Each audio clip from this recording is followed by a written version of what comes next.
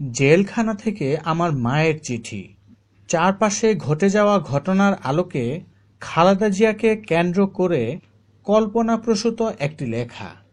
লেখক আশিকুল ইসলামের ফেসবুক থেকে সরাসরি তুলে ধরা হলো। সবার কাছে অনুরোধ রইল ভিডিওটি শেষ পর্যন্ত দেখবেন। দিনটি ছিল 10 ফেব্রুয়ারি 2018, রোজ শনিবার, রাত 2:40। স্থান পরিত্যক্ত কেন্দ্রীয় কারাগার, ঢাকা, বাংলাদেশ। আমার প্রিয় সন্তানেরা, অনেক আদর ও ভালোবাসা রইল। আশা করি আল্লাহ রাব্বুল আলামিনের অশেষ ভালোবাসা এবং রহমতের ছায়ায় সকলেই ভালো আছো। আমিও ভালো আছি তোমাদের দোয়ায়। অনেক অনুরোধ করে দুদিন পর আজ কাগজ কলম পেয়েছি, তাই তোমাদেরকে লিখতে পারছি। চারদিকে শুনশান। একটি মাঝারি আকারের রুমে আমাকে রাখা হয়েছে। দিন বা রাত তেমন কোনো পার্থক্য বোঝা যায় না এখান থেকে। রুমের 3টি জানালা আছে, কিন্তু জানালাগুলো বিশেষভাবে বাইরে থেকে আটকানো। জানালাগুলো খোলা যায় না, কিছু দেখা যায় না। রাত আর দিনের পার্থক্য বুঝতে খুবই কষ্ট হয়। স্যাঁতসেঁতে মেঝে আর গুমোট দুর্গন্ধ। কতদিন কতকাল যেন এই ঘরে কেউ ঢোকেনি। কাঠের একটি চৌকি, তার উপর একটি চাদর, 3টি কম্বল, একটি চেয়ার ও একটি টেবিল আছে। মাথার উপর তীব্র আলোর একটি লাইট, যা জ্বলে 24 ঘন্টা। অনেক অনুরোধ করেও রাতের বেলায় কিংবা ঘুমানোর সময় এটি বন্ধ করতে পারিনি। তাই গত 2 দিন এক প্রকার না ঘুমিয়ে আছি। তন্দ্রায় যখনই চোখ বুজে আসে, তখনই দেখি তোমাদের মুখ। শুনতে পাই মায়ের জন্য তোমাদের আকুলতা, ব্যাকুলতা এবং চাপা কান্না।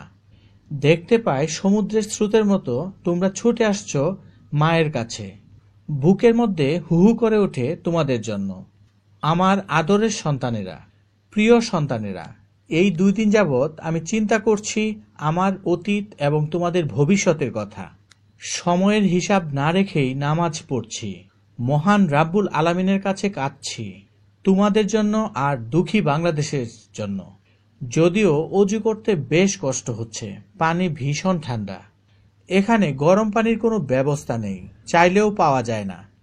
বাথরুমের বেসিনটা হয়তো খুলে নিয়ে গেছে, অথবা আগে থেকেই হয়তো ছিল না।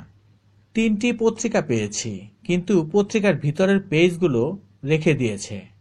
রুমে একটি টিভি আছে, যা দিয়ে শুধুমাত্র বিটিভি দেখা যায়। টিভি ছাড়লেও বিশ্রী শব্দ হতে থাকে। বাইরে কিছু প্রহরী আছে, ডাকলেও সহজে কেউ আসে না।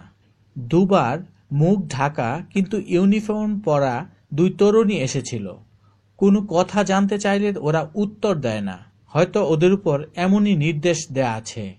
বারবার মনে হয়েছে ওদের লজ্জিত ছলছল চোখ কিছু বলতে চায়, কিন্তু পারে না। আসলে আমার উপর চরম মানসিক যন্ত্রণার কারণেই বিনা ভোটের সরকার এসব করছে। তারা মানছে না কোনো জেল, কোর্ট, কোনো আইন, কোনো কানুন। কেননা আমি 3বারের নির্বাচিত প্রধানমন্ত্রী। আমি বাংলাদেশের একটি বৃহৎ দলের নেত্রী। আমি সাবেক সেনাপ্রধানের স্ত্রী, আমি সাবেক প্রেসিডেন্টের স্ত্রী। সর্বোপরি মহান স্বাধীনতার ঘোষকের স্ত্রী। আমি একজন বীর মুক্তিযোদ্ধার স্ত্রী। এসবের কোনো কিছুই তাদের বিবেচনায় না আসলেও অন্তত আমার বয়সটি তাদের বিবেচনায় আসার উচিত ছিল। আমাকে এখনো কোনো ডিভিশন দেয়নি। আমি একজন 73 বছর বয়সী বৃদ্ধা মা, যার পায়ে সমস্যা, চোখে সমস্যা। আমার মতো একজন বৃদ্ধা মহিলার উপর ওরা যে মানসিক চাপ তৈরি করছে, তা সহ্য করা খুবই কষ্টকর। কাজ করার মতো শারীরিক কোনো শক্তি না থাকলেও আমি মহান রাব্বুল আলামিনের কাছে প্রার্থনা করি যেন আমার মনের শক্তি আগের চেয়ে বহুত গুণে বাড়িয়ে দেন। মনে পড়ে আমার বয়স যখন মাত্র 15 বছর, তখন আমার বিয়ে হয়েছিল। 21 বছর বয়সে মা হয়েছি। এরপরে 2 সন্তানের জননী। মাত্র 36 বছর বয়সে হয়েছি বিধবা।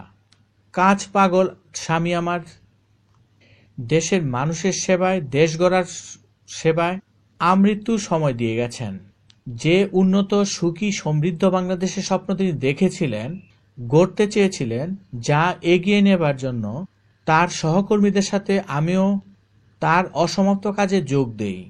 কিন্তু যতই দিন গড়িয়েছে দেখেছি কাছের মানুষদের বিশ্বাসঘাতকতা, শত্রুতা আর দলের প্রতি দেশের প্রতি মুনাফিকদের মুনাফিকতা। দেখেছি কত অল্প দামে তারা নিজেদেরকে বিকিয়ে দিয়েছে স্বৈরশাসকের কাছে, কত দ্রুত তারা রং বদলিয়েছে, আবার কত দ্রুত তারা মানুষের হৃদয় থেকে হারিয়ে গিয়েছে। একা হয়ে পড়েছি, কিন্তু অন্যের সাথে আপোষ করিনি। যতজন লোক দল ছেড়ে চলে গেছে তার চেয়ে লক্ষ গুণ বেশি মানুষ দলের পাশে এসে দাঁড়িয়েছে। তারা যত বেশি দল ভাঙতে চেয়েছে তত বেশি দল মজবুত হয়েছে, দলের ঐক্য গড়ে উঠেছে, দলের প্রতি নিবেদিত প্রাণ নেতাকর্মীর সৃষ্টি হয়েছে। এমন ঘটনা ঘটেছে বারবার, বহুবার, কিন্তু ওরা কখনোই আমার আদর্শ থেকে, আমার বিশ্বাস থেকে টলাতে পারেনি। আমাকে আমার স্বামী সন্তানের স্মৃতিবিজড়িত বাড়ি থেকে উচ্ছেদ করেছে, জেলে দিয়েছে, আমার 2 সন্তানকে বন্দি করে নির্যাতন করে দেশ ছাড়তে বাধ্য করেছে। আমি বারবার একই কথা বলেছি, বাংলাদেশের বাইরে আমার কোনো ঠিকানা নাই, বাংলাদেশই আমার প্রথম ও শেষ ঠিকানা। আমি আমার বন্দিদশায় মা হারিয়েছি, ভাই হারিয়েছি, হারিয়েছি অনেক দলের সন্তানকে। তারপরেও আমি হারাইনি আমার মনোবল। মঈনুদ্দিন ফখরুদ্দিনের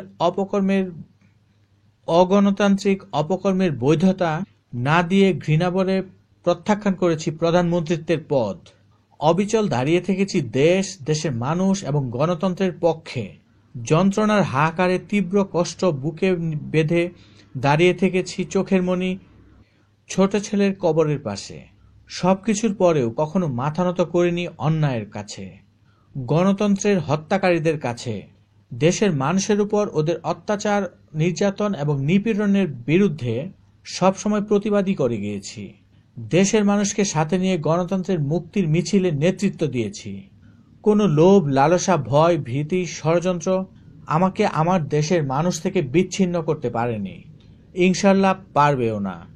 আমার দেশপ্রেমী সন্তানেরা, তোমাদের সাথে আমার যে এখন বিচ্ছিন্নতা তা সাময়িক। আমি জানি আমার জন্য তোমাদের কষ্ট হচ্ছে। আমি আমার যে 2 হাত দিয়ে দেশটিকে গড়তে চেয়েছি, সে আমার সেই 2 হাতে ধরা হাত গড়া পড়াতে চাইছে। যে পা দিয়ে আমি হেঁটে বেরিয়েছি গ্রাম থেকে গ্রামান্তরে, সেই পায়ে ওরা শিকল পরাতে চাচ্ছে। যে চোখ দিয়ে দেখেছি অপরূপ বাংলাদেশ, বাংলাদেশের মানুষকে, সেই চোখ দুটিকে ওরা বন্দি করে রেখেছে 4 দেয়ালের মাঝে। ওরা আমাকে বন্দি করলেও আমার মনোবল, আমার বিশ্বাসকে বন্দি করতে পারেনি। আমার দৃঢ় মনোবল, কারণ আমি কোনো অন্যায় করিনি এবং কোনো অন্যায়ের কাছে মাথা নত করিনি, কোনো প্রকার অন্যায়ের কাছে আপোষ করিনি। আজ মিথ্যা ও ষড়যন্ত্রের জালে ওরা আমাকে বন্দি করেছে। আমি জানি ওরা আমার উপর মিথ্যা অপবাদ দিচ্ছে, কিন্তু আল্লাহ যার সহায় তার কিসের ভয়? বাংলাদেশের মানুষ যার পাশে আছে তার আবার শঙ্কা কিসের? ইনশাল্লাহ মহান রাব্বুল আলামিন আমাকে সকল অসম্মান, বিদ্রুপ, মিথ্যাচার থেকে রক্ষা করবে। ইনশাল্লাহ অচিরেই তিনি আমাকে তোমাদের মাঝে ফিরিয়ে আনবে। এই সময়টাতে তোমাদেরকে কঠিন ধৈর্য ধরতে হবে, নিজেদের মধ্যে গড়ে তুলতে হবে দৃঢ় ঐক্য। সকল মান অভিমান ভুলে ভাইয়ে ভাইয়ে এক হয়ে কাজ করতে হবে।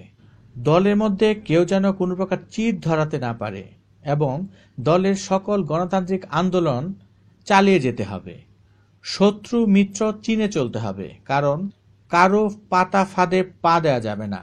আমি জানি আমার সন্তানেরা পরীক্ষিত।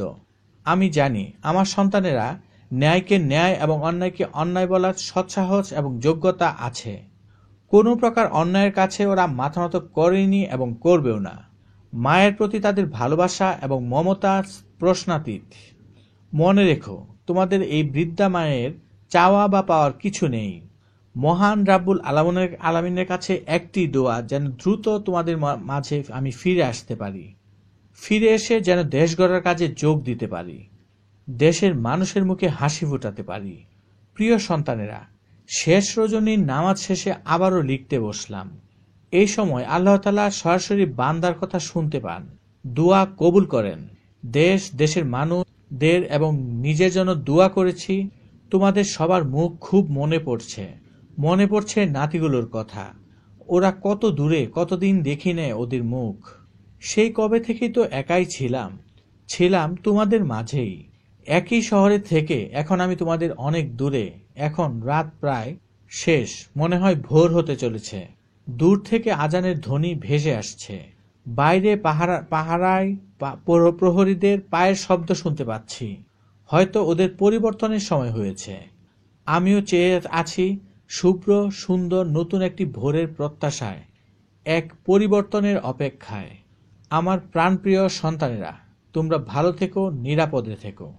আমার ভালোবাসা ও আদর নিও। ইতি তোমাদের মা, খালেদা জিয়া। প্রিয় দর্শক, চারপাশে ঘটে যাওয়া ঘটনার আলোকে খালেদা জিয়াকে কেন্দ্র করে কল্পনাপ্রসূত একটি লেখা লেখক আশিকুল ইসলামের ফেসবুক থেকে সরাসরি উপস্থাপন করলাম। এখানে খালেদা জিয়ার মনের অবস্থা কল্পিতভাবে অঙ্কিত হয়েছে। এ বিষয়ে আপনাদের কোনো মতামত থাকলে অবশ্যই কমেন্ট করুন এবং ভিডিওটিতে লাইক দিয়ে আমাদের সাথেই থাকুন। ধন্যবাদ সবাইকে। সুপ্রিয় দর্শক, নিত্য নতুন রাজনৈতিক খবর পেতে আমাদের চ্যানেলটি সাবস্ক্রাইব করুন, লাইক, কমেন্ট এবং শেয়ার করুন। আর কমেন্টসের মাধ্যমে অবশ্যই আপনাদের মূল্যবান মতামত জানাবেন। ধন্যবাদ।